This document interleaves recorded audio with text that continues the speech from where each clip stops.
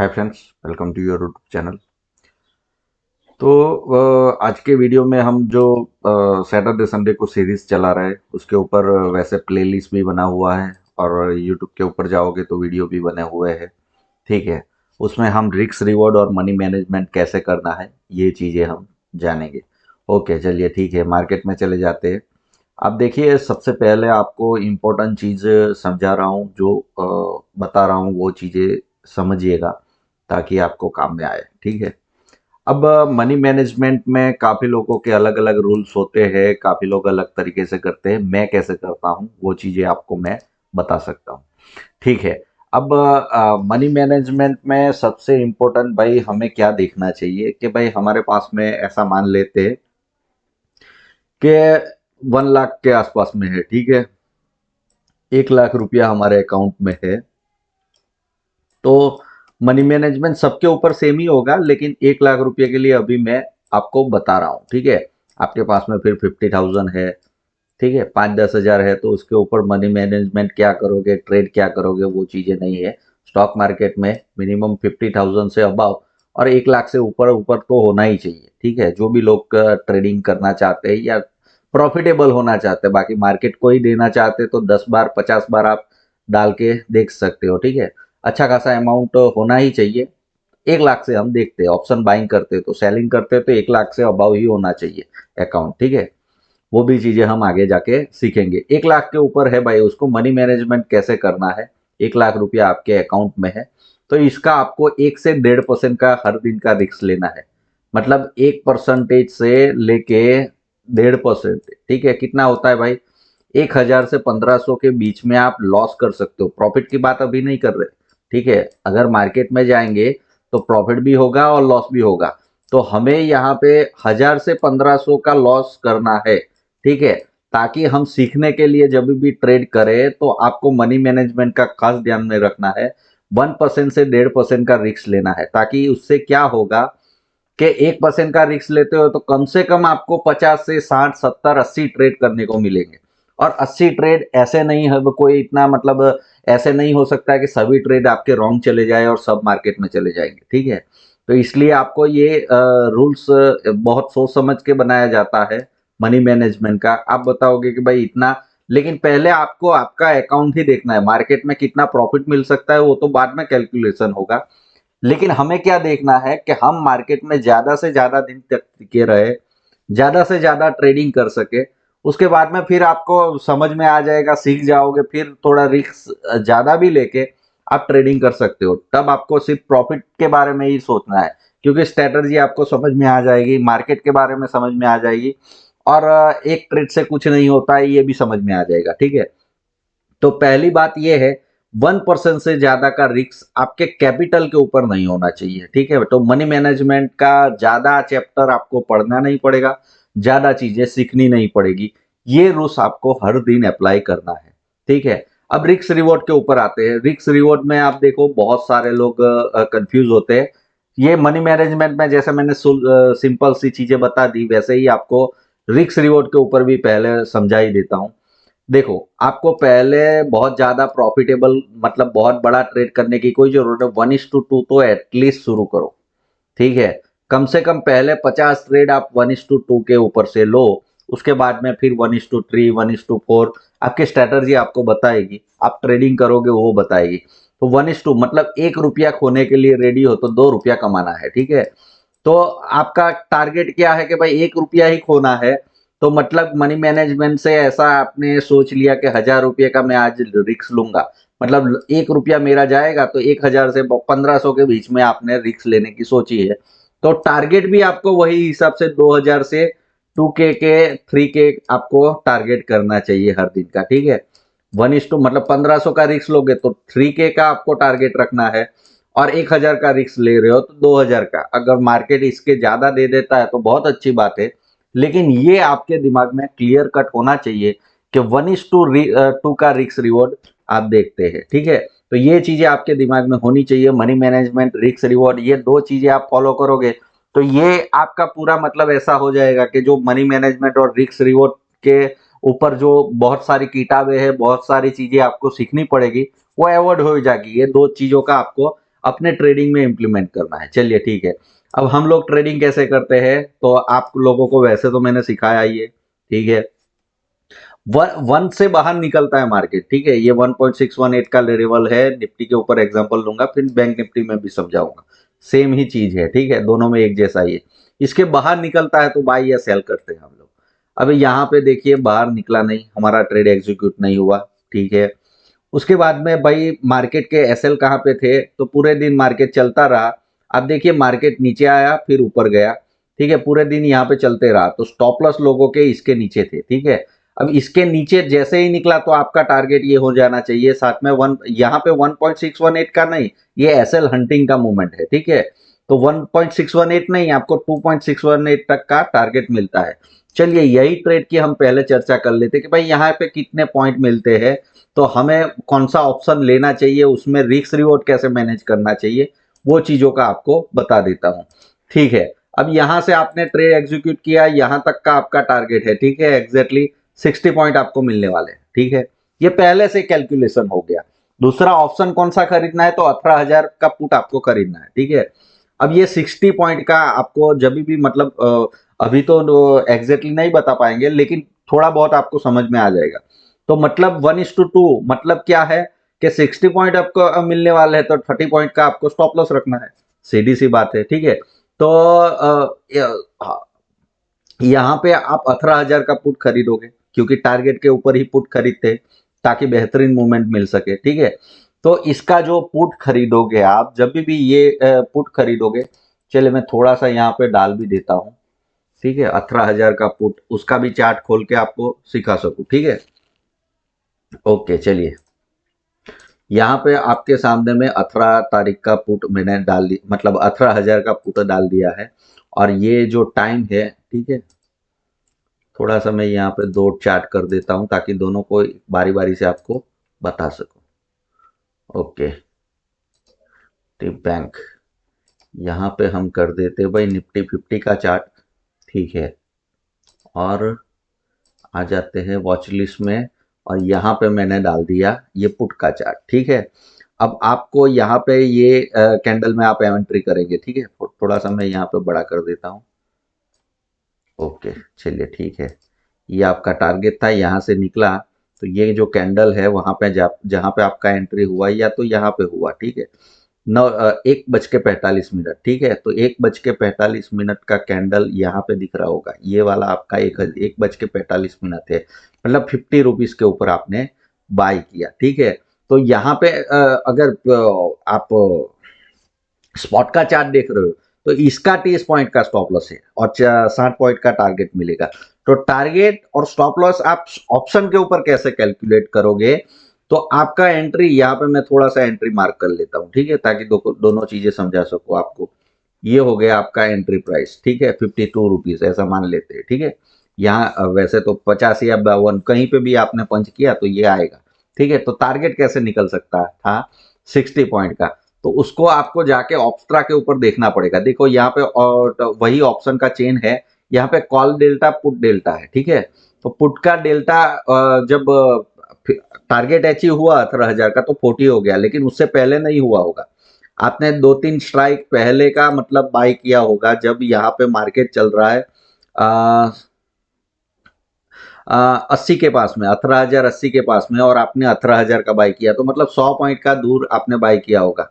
मान लेते हैं कि 50 से 950, मतलब उसका 32 डेल्टा है, ठीक है। तो मतलब क्या है, अब आपको इसके हिसाब से कैलकुलेशन करना है कि मेरा स्टॉप लॉस कितना जाएगा। अब डेल्टा मतलब क्या है कि आपका इंडेक्स जब भी 100 पॉइंट का मोमेंटम करेगा, तो ये ऑप्शन 30 पॉइंट 32 पॉइंट ऊपर जाएगा या तो 32 पॉइंट नीचे जाएगा।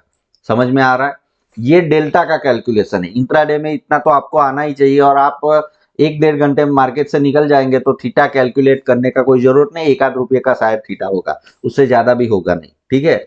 आधा 50 मतलब आधा पैसा या तो 1 रुपये के जैसा, 1 रुपये से आधा होगा, ठीक है। तो उसका जानना नहीं है, लेकिन 100 पॉइंट मोमेंटम करेगा। अब आते हैं भाई, हमारा हमारा टारगेट ही 60 पॉइंट का है, ठीक है। तो 60 पॉइंट के हिसाब से मतलब यहाँ पे इसका डेल्टा कैलकुलेट करना है, और उसमें थोड़ा सा गामा का इफेक्ट भी आएगा, ठीक है, क्योंकि वो एट द मनी हो जाएगा तो गामा इफेक्ट तो होने ही वाला है। ठीक है, तो उसके लिए आपको क्या कैलकुलेट करना है कि भाई मेरा 60 पॉइंट आने वाला है, तो कम से कम ये ऐसा मान लेते 16 और दूसरा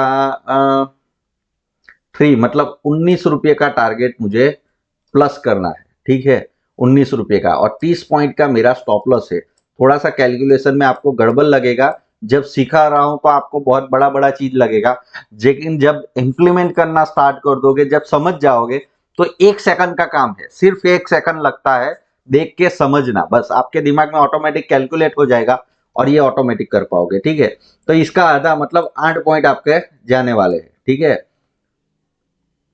8 या तो 9 पॉइंट आपके जाने वाले हैं स्टॉप लॉस। तो ये हिसाब से आपको ऑप्शन में रिस्क रिवॉर्ड मिलेगा, मतलब 9 रुपये का रिस्क ले रहे हो, सामने 18 या 19 रुपया मिलने वाला है और गामा का इफेक्ट होता है। तो ये स्टैटिस्टिक आपका कंप्लीट होना चाहिए, आपको इतना समझ में आना चाहिए। जब सिखा रहा हूं, देखो वापस मैं बता रहा हूं कि सिखा रहा हूं तो आपको गड़बड़ लगेगा। ठीक है, अब 52 रुपीज से आपको सीधे वहां पे टारगेट आपने रख लिया 20 रुपये का। ठीक है, तो आपको इजीली अचीव हो गया, देखो। ठीक है, अब ये टारगेट है आपका, और मार्केट कहां पे गया, ये गामा इफेक्ट की वजह से 25 रुपया चला गया, लेकिन आपको 19-20 रुपये के ऊपर टारगेट अचीव करके निकल जाना है।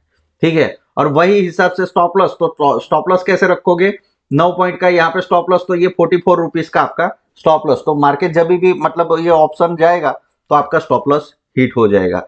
तो रिस्क रिवॉर्ड और मनी मैनेजमेंट में जो मैंने ये चीजें समझाई आपको, कि पहले 2 रूल्स आपको ध्यान में रखने हैं कि मुझे क्या करना चाहिए। तो आप पहले तो समझिए कि अपना मनी मैनेजमेंट ऐसे होना चाहिए, कोई भी चीज कर रहे हो तो अंधेरे में मैं पूरा कैलकुलेशन के ऊपर स्टॉक मार्केट चलता है, और ऑप्शन का टारगेट भी वही हिसाब से आपको मिलेगा। आप कभी भी यहाँ पे गड़बड़ नहीं होगा अगर सही से कैलकुलेट करोगे तो। ठीक है, तो पहले चर्चा हो गई मनी मैनेजमेंट की। ठीक है, काफी लोग मनी मैनेजमेंट के बारे में कंफ्यूज रहते हैं। आपका जो कैपिटल है उसके ऊपर से आपको देखना है और उसके हिसाब से रखना है। अब मानो कि यहाँ पे 9 रुपये का आपका स्टॉप लॉस आने वाला है। ठीक है, तो यहाँ पे 50 का लॉट साइज है, 9 रुपया मतलब कितना होगा, 450 से 500 रुपया आपका जाने वाला है रिक्स में। ठीक है, तो 2 क्वांटिटी ले सकते हो आप, कितने लॉट लेने हैं वो भी यहाँ से ही डिफाइन हो जाएगा। आपको 1000 रुपये का ही लॉस करना है तो 2 लॉट में ही काम करना पड़ेगा ना। 1000 रुपये का लॉस अगर आएगा, अकाउंट में दिखेगा, 2 लॉट से काम कर रहे हो, टारगेट कितना मिलेगा, तो 20 पॉइंट मिल रहे हैं। ठीक है, आपको 2 लॉट में 100 होगा तो मतलब 2000 से 2100 रुपया, 3000 रुपया, 2100-2200 रुपये के ऊपर टारगेट बुक कर सकते हो। ठीक है, तो आपका अकाउंट ही आपको बता देगा। ठीक है, ये मनी मैनेजमेंट का मतलब रिस्क रिवॉर्ड मनी मैनेजमेंट सब संभल जाएगा। ये बहुत शॉर्टकट रास्ता है, बाकी आपको गोल गोल गोल गोल स्टॉक मार्केट में घूमते रहोगे। ठीक है, अब ये चीजें जैसे मैंने बताई आपको समझाने में मुझे 10-15 मिनट लगा होगा। ठीक है, और आपको कैलकुलेशन में बहुत बड़ा चीज लग रहा होगा कि भाई ये कैलकुलेट कैसे करूंगा, सिर्फ 1 सेकंड भी नहीं लगता है। ठीक है, जब आप इसको करना स्टार्ट करोगे ना, 1-2 दिन के लिए आप कंफ्यूज रहोगे, लेकिन 5-10 ट्रेड कर दो, 5-10 ट्रेड में ये कैलकुलेशन पहले के लिए थोड़ा बहुत लगेगा, फिर ऑटोमेटिक यहाँ पे भी देखना नहीं पड़ेगा। आपको पता ही होगा कि भाई यहाँ पे डेल्टा क्या होता है, आउट ऑफ मनी में आप बाई करते हो तो उसका 30 के आसपास में ही डेल्टा होता है। ठीक है, और थोड़ा बहुत क्या डेल्टा में कैलकुलेशन में गड़बड़ हो गया तो भी 1-2 रुपये का ही फर्क आएगा, ज्यादा फर्क नहीं आने वाला है। तो 50-100 रुपया कम बुक होगा या 50-100 रुपये का लॉस ज्यादा होगा या कम होगा, बस उससे ज्यादा कुछ फर्क पड़ने वाला नहीं है। तो ये सिंपलेस्ट तरीका है। ठीक है, और 1 सेकंड में जब मार्केट चलता है ना, तो ये भाई काफी लोग मुझे ऐसा बोलते हैं कि भाई ये मनी मैनेजमेंट, रिस्क रिवॉर्ड, इतनी सारी चीजें हैं, कैसे कर पाएंगे, समझ में आ रहा है, लेकिन ये करना तो पड़ेगा ही आपको, समझ रहे हो। और ये चीज 1 सेकंड में हो जाएगी, लाइव मार्केट में 1 सेकंड में हो जाएगी, टारगेट आपको पता ही है। ठीक है, अब सेम चीजें आपको बैंक निफ्टी में करनी है। थोड़ा सा मैं यहाँ पे बैंक निफ्टी का भी चार्ट डाल देता हूं ताकि बैंक निफ्टी में समझा सकूं। ठीक है, यहाँ पे बैंक निफ्टी का चार्ट डाल दिया भाई हमने। ठीक है, उसको ही बड़ा कर देता हूँ, बैंक निफ्टी का चार्ट डाल दिया। अब यहाँ पे मान लेते हैं कि भाई हमारा एसएल हिट हुआ होगा। ठीक है, कैसे हुआ होगा वो भी बता देता हूँ। पहले मैंने टारगेट के बारे में बताया। अब आप लोग ऐसा मानते हो कि हर दिन टारगेट मिलता है, ये जरूरी नहीं है। मार्केट अगर मीडियम छोटी सी रेंज में नैरो रेंज न्यूट्रल कैंडल बनाएगा तो टारगेट मिलने वाला नहीं है। ठीक है, अब यहाँ पे हमारा एंट्री कैसे होता है, तो आपको जैसे बताया मॉर्निंग में यहाँ से ब्रेकआउट हुआ, हमने एंट्री किया, मार्केट हमारी दिशा में चला, तो पहले हम देखो इतना बात समझ लो कि जहां से भी हम एंट्री करते हैं वहां से मार्केट ऊपर चढ़ना शुरू हो गया। ठीक है, तो हमारा रिस्क 1000 रुपये का भी कब है, जब हम एंट्री कर रहे हैं, तो एंट्री करते ही मार्केट हमारे लॉस में आ जाता है, तभी हम 1000 रुपया देंगे। लेकिन मार्केट हमें 1000 रुपये का प्रॉफिट मिल गया है, उसके बाद में 1000 वापस मार्केट को दे देना बहुत बड़ी बेवकूफी है। मतलब फिर हमको ये मनी मैनेजमेंट आप वो नहीं कर सकते हो, वो बात सही है, लेकिन एक बार प्रॉफिट हो गया, 1000 रुपया दिख गया, फिर आपको वो 1000 रुपया मार्केट से लेना नहीं है, लेकिन अपने अकाउंट से भी देना नहीं है, फिर stop loss cost to cost आ जाएगा। ठीक है, ये आपको इम्प्लीमेंट करना पड़ेगा। तो उससे क्या होगा, आपकी 90% जो मैं बता रहा हूं ना, आपने अगर थंबनेल देखा होगा कि 90% आपका एक्यूरेसी अचीव होगा, तो अचीव ऐसे होगा, ये काम तो करता ही है। ठीक है, 22 ट्रेडिंग सेशन में से कम 20 ट्रेडिंग सेशन के लिए 20 ट्रेडिंग सेशन में आपको टारगेट मिलेंगे ही मिलेंगे। लेकिन एक दो सेशन में जो स्टॉप लॉस हिट होता है, सीधे स्टॉप लॉस हिट होगा तो हमारे पास में कोई चारा ही नहीं है। हमें 1000 रुपया मार्केट को, जो मतलब 1000 2000 जितना भी आप स्टॉप लॉस रख रहे हो, वो मार्केट को देना ही पड़ेगा। ठीक है, लेकिन अगर हमारे थोड़ा बहुत भी हमारे हिसाब से चल जाता है, तो हमें मतलब आधे से ज्यादा प्रॉफिट हो जाता है। जितना देखो यहाँ पे टारगेट था, ठीक है, आधा प्रॉफिट मिल गया है, तो मतलब फिर हमें ये 1000 रुपया वापस देना मार्केट में, ये स्टॉप लॉस फिर वहां पे नहीं, कॉस्ट टू कॉस्ट डाल दो। ठीक है, अगर होना है तो हो ही जाएगा। ठीक है, कोई दिक्कत नहीं है, मार्केट नहीं जाने वाला है। यहाँ पे समझ लो स्टॉक मार्केट पूरा का पूरा प्रोबेबिलिटी गेम है। प्रोबेबिलिटी आपके फेवर में रहेगी, वो कब होगी कि 50 से 100 ट्रेड डालोगे, उसके बाद में उसका रिजल्ट चेक करोगे, तब आपके हिसाब से प्रोबेबिलिटी होगी, और फिर बाद में आपको प्रॉफिट दिखेगा। तो कम से कम 50 से 100 ट्रेड में प्रॉफिटेबल होने की कोशिश करो, प्रोबेबिलिटी का गेम तभी काम में आएगा। एक दो ट्रेड या तो 5 दिन ट्रेड करने से आप करोड़पति बनने वाले नहीं हो। ये स्टॉक मार्केट ऐसा गेम है कि वहां पे ट्रेड बाय ट्रेड करते जाना पड़ेगा, सभी चीजें इंप्लीमेंट करनी जाएगी, फिर बाद में आप प्रॉफिटेबल हो सकते हो। तो जो भी आपको ऐसा समझा रहा है कि एक दो ट्रेड से करोड़पति हो गए, ये सब ये नहीं होने वाला है। ठीक है, 5 ट्रेड से भी नहीं होने वाला है। आपका एक्यूरेसी और जो मनी मैनेजमेंट है और जो आपका अकाउंट में प्रॉफिटेबल दिखेगा, वो 50 या 100 ट्रेड करने के बाद में, और समझ में भी स्टॉक मार्केट में स्ट्रेटजी हो या स्टॉक मार्केट के ऊपर पकड़ भी तभी आनी शुरू होगी। आप कम से कम एक ही स्ट्रेटजी के ऊपर जिसको भी फॉलो करते हो, ठीक है, आपको जो स्ट्रेटजी सही लगती है, कम से कम 50 से 100 ट्रेड करोगे तो उसका सभी चीजें आपको समझ में आना शुरू हो जाएगा। ठीक है, ये स्टॉक मार्केट पूरा का पूरा जो ट्रेडिंग है, वो स्किल का ट्रेडिंग है। ठीक है, स्किल डेवलप करना पड़ेगा। अब स्किल किसी का भी ऐसे डेवलप नहीं होता है 1 2 5 10 ट्रेड से। ठीक है, 50 100 ट्रेड करो, उसके बाद में थोड़ी बहुत चीजें आपको समझ में आनी शुरू हो जाएगी, और उसके बाद में दूसरे 100 ट्रेड करोगे तो फिर धीरे धीरे स्टॉक मार्केट आपके बाएं हाथ का खेल हो जाएगा, उसके बाद में होगा। ठीक है, सभी लोग क्या बोलते हैं, एक्सपीरियंस मैटर करता है स्टॉक मार्केट में, तो आपको एक्सपीरियंस तो करना पड़ेगा। एक्सपीरियंस करने के लिए यहाँ पे स्टॉक मार्केट में एक बात समझ लो, एक्सपीरियंस गेन करने के लिए कम से कम मार्केट में टिकना पड़ेगा, 50 100 ट्रेड करने पड़ेंगे। वो कब टिक पाओगे, जब आप ये कैपिटल को, जो 1 लाख रुपया आपके पास में है, 1 लाख रुपया या तो 50 के है, ठीक है, 50,000 है आपके पास में, तो ये 50,000 आपके अकाउंट में रहेंगे तो आप यहाँ पे जाके सीख सकते हो ना मार्केट में। इसको ही खत्म कर दिए तो फिर सीखोगे कैसे। ठीक है, तो आपको एक सीधी सी बात है, 1% का रिस्क ले रहे हो, तो 1000 हो या लाख रुपया हो, कोई भी हो, आपके पास में कितना भी अमाउंट हो, 1% का रिस्क ले रहे हो तो 100 ट्रेड तो कम से कम कर पाओगे। ठीक है, मार्केट में, और 100 ट्रेड करते ही आपको रिजल्ट दिख जाएगा कि आपका पैसा कितना बढ़ रहा है, कितना कम हो रहा है, स्ट्रेटेजी वर्क कर रही है नहीं कर रही है, सभी चीजें आपको अंडरस्टैंडिंग आनी शुरू हो जाएगी। ठीक है, अब हम देखो, ये तो हो गया ऑप्शन बाइंग के बारे में। ठीक है, सभी चीजें मैंने अब सिखाई है। यही स्ट्रेटजी के ऊपर ऑप्शन सेलिंग कैसे कर सकते हैं, क्यों, क्योंकि आप समझिए कि ये ऑप्शन बायर के लिए मार्केट कितने दिन है भाई, 22 ट्रेडिंग सेशन होते हैं। ठीक है, अब 22 ट्रेडिंग सेशन में स्मॉल कैंडल, जो छोटी कैंडल बोला जाता है, स्मॉल कैंडल कम से कम 11 दिन, मतलब 50% 10 से 11 दिन होती है, ठीक है। मीडियम कैंडल 8 से 9 दिन बनती है, ओके। और लार्जर कैंडल 2 से 3 दिन बनती है। ये पूरा आपका कैलकुलेशन है। अब ऑप्शन बायर कितने दिन कमा सकता है? ये 11 दिन ही कमा सकता है। आ रहा है आपको समझ में? ये 11 दिन उसको स्कैल्पिंग करना पड़ेगा, या तो टॉप बॉटम पकड़ना पड़ेगा मार्केट का। यहां पे मतलब बाय किया, यहां पे प्रॉफिट बुक किया, यहां पे वापस सेल किया, यहां पे बाय, ये करना पड़ेगा। अब ये करना इतना आसान चीज नहीं है। हो मार्केट में हो गया तो आप बोल सकते हो कि ये लो था, ये हाई के ऊपर मैं बेच दूंगा, ये सब आसान नहीं है। तो ऑप्शन बायर के लिए एक्चुअल में पैसा बहुत ज्यादा बनता है, छोटे अमाउंट से बन सकता है, लेकिन उनके लिए ये 50% अपॉर्चुनिटी ही मार्केट प्रोवाइड करता है। और सबसे ज्यादा बड़ा पैसा ये 3 दिन, 2-3 दिन ही बनता है, ठीक है। बाकी के दिन नहीं बनता है। यहाँ पे मीडियम दिन में भी आपको छोटा छोटा पैसा जो भी बन रहा होगा वो छोटा छोटा बनाते जाओगे।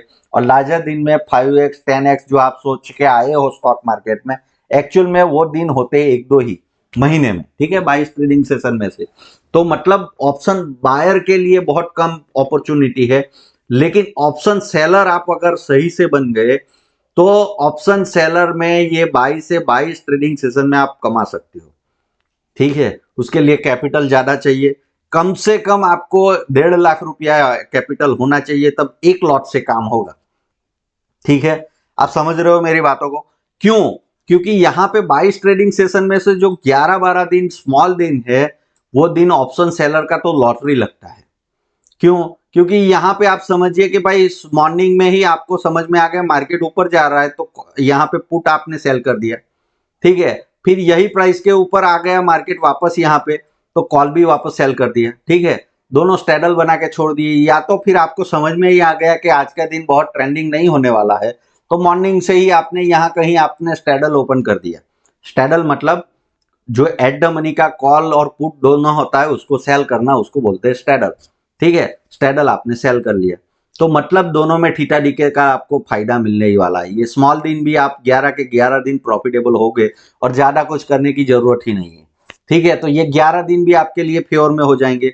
दूसरा आते हैं भाई हम मीडियम दिन में। तो मीडियम दिन जो 8 होते हैं, उसमें मार्केट वन साइड जाता है, उसके बाद में रिवर्स करता है। तो वन साइड जब जाता है तब आप मानोगे मार्केट यहां से ऊपर जाना स्टार्ट हो गया, यहां तक जाने वाला है। थोड़ा सा मैं यहाँ पे साफ कर देता हूं, फिर आपको बताता हूं। यहां से मार्केट ऊपर जाने वाला है, तो आप पुट कर सेल करके बैठे रहोगे। डेल्टा का भी पैसा मिलेगा, थीटा डीके का भी फायदा मिलेगा।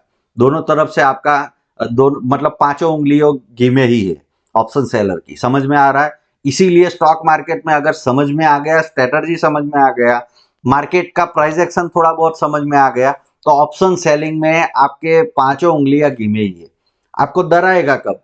मार्केट में बड़ी मूवमेंट, ठीक है।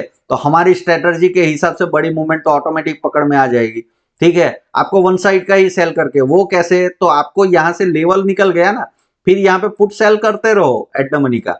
जैसे ही लेवल के ऊपर जा रहा है तो प्रॉफिट बुक कर करके ऊपर शिफ्ट करते रहो, प्रॉफिट बुक करते रहो।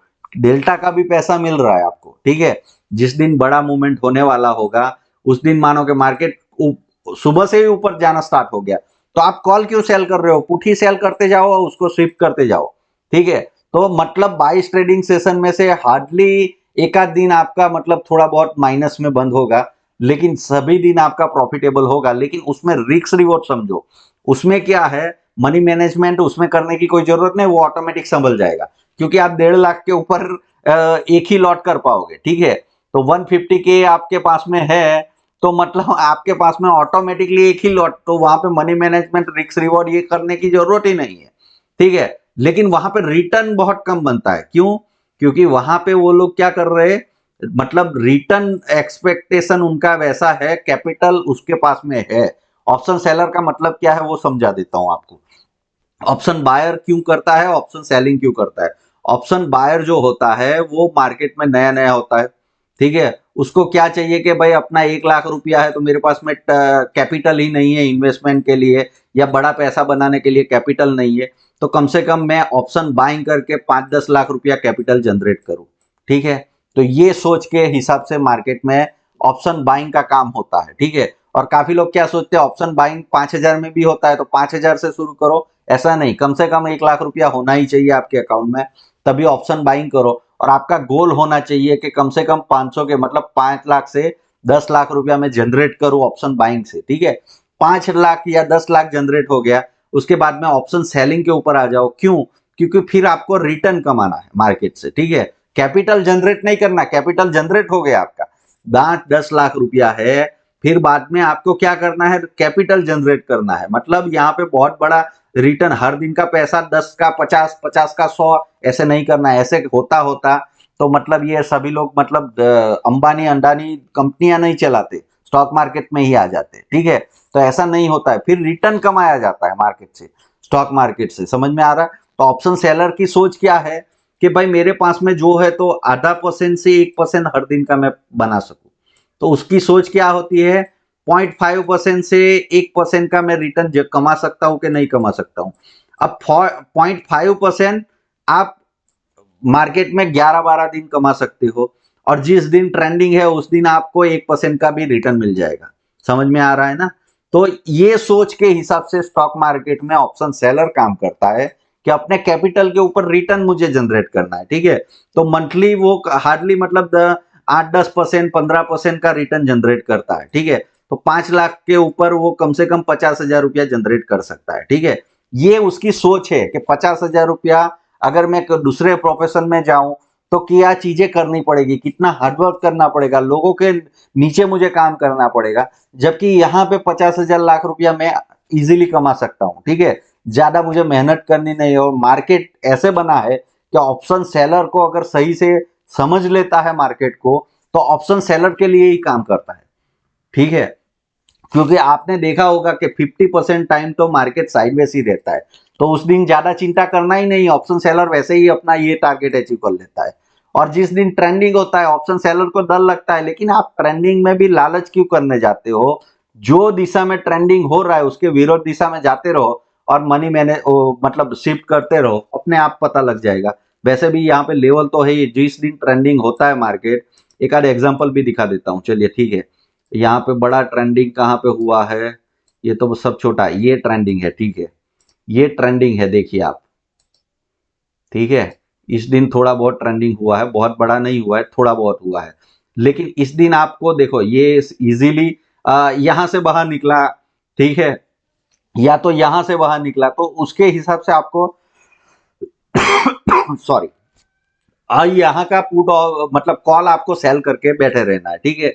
फिर ये लेवल ब्रेक हुआ तो ये लेवल तो आने ही वाला है, तो वहां का प्रॉफिट बुक कर दो, और यहाँ का मतलब आपको पुट सेल कर देना है, सॉरी कॉल सेल कर देना है। ऊपर मार्केट नहीं जाने वाला, नीचे जाने वाला है, तो कॉल सेल करके शिफ्ट कर सकते हो, ठीक है। ये तो जो भी ऑप्शन सेलर होगा उसको समझ में आ ही जाएगा। वैसे ऑप्शन सेलिंग के ऊपर भी मैं स्ट्रेटजी डिजाइन करूंगा और आपको बताऊंगा, ठीक है। अब यहाँ पे देखो बहुत बड़ा ट्रेंडिंग दिन है, ये मिल गया, ठीक है। अभी बैंक निफ्टी बहुत ज्यादा ट्रेंडिंग में है नहीं, ये भी बहुत बड़ा ट्रेंडिंग नहीं है, ठीक है। जो 5 आया हो ना वैसा मैं देख रहा हूं, तो उस दिन ज्यादा आपको चिंता करने की जरूरत नहीं है। ऑप्शन सेलर को ऐसे ही दिन डराते हैं, मतलब जो यहाँ ये 4 आया है देखो। अब ये दिन कम से कम मतलब मार्केट ने अच्छा खासा 2% के आसपास का मोमेंटम किया होगा, ठीक है। तो ये दिन ऑप्शन से बायर को डर आता है, लेकिन आपको पता है कि पहली 5 मिनट के नीचे ही मार्केट रहता है, तो ऊपर जाने ही वाला नहीं है, तो ऊपर का कॉल ही सेल करो, पुट क्यों सेल कर रहे हो, ठीक है। तो यहाँ पे आपने पुट सेल किया, यहाँ का पुट आपने पहले शुरुआत में आपको पता नहीं था तो यहाँ का किया, ठीक है। हाई को क्रॉस करेगा तो फिर मैं स्टैडल ओपन करूंगा, ये चीज आपको ध्यान में है। तो आपने पहले कॉल सेल किया, यहां से ये लेवल ब्रेक हुआ, आपको पता है कि ये लेवल तो आने ही वाला है, टारगेट हम वही हिसाब से है। तो यहाँ पे जब भी आया तो आपने कुछ न कुछ थीटा डीके भी मिला होगा, और डेल्टा का ड्रिवन होगा तो डेल्टा का भी पैसा मिला होगा, वो ऑप्शन आपका प्रॉफिट में बुक कर दो, और यहाँ का कॉल वापस सेल कर दो, ठीक है। एट द मनी जो भी होगा, यहाँ पे टारगेट मिलेगा तो इसको भी बुक कर दो। फिर यहाँ से ब्रेक होता है तो हमारा फाइनल टारगेट यहाँ तक होता है, तो दोनों 2 बार आपने शिफ्ट कर दिया ये प्रॉफिट बुक कर करके, तीसरी बार यहाँ पे आ गए ये एट द मनी के ऊपर, तो ऑटोमेटिकली आप डेल्टा का भी पैसा लेते जाओगे और थीटा डीके तो मिलने ही वाला है, ठीक है। तो ये ऑप्शन की स्ट्रेटजी हम अगले वीडियो में अच्छे से सीखेंगे। आज के दिन जो मैंने आपको सिखाया है वो थोड़ा सा आपको दिमाग में ध्यान रखो और थोड़ा बहुत समझोगे, वापस 2-3 बार वीडियो देख लोगे तो आपको समझ में आ जाएगा। इम्प्लीमेंट आपको ही करना है, प्रॉफिट करना है। तो मिलते हैं अगले वीडियो में। Happy trading.